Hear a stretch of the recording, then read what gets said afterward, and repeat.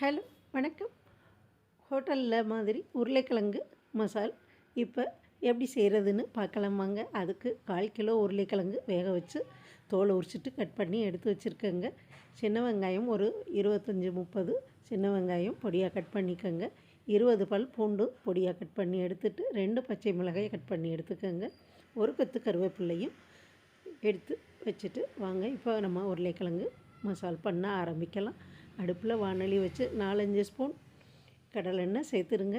இதுக்கு கொஞ்சம் எண்ணெய் கொஞ்சம் கூடுதலாக இருந்தால் தான் சுவையாக இருக்குங்க. சேர்த்துட்டு கடுகு, உளுந்து, கடலைப்பருப்பு தாளிக்க சேர்த்துருங்க.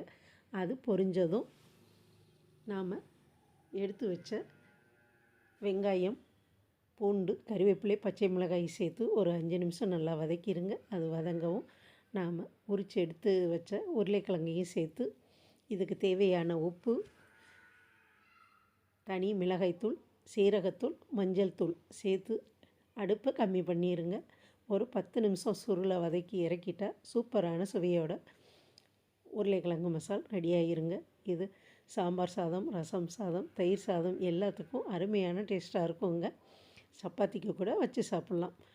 நன்றி, வணக்கம்.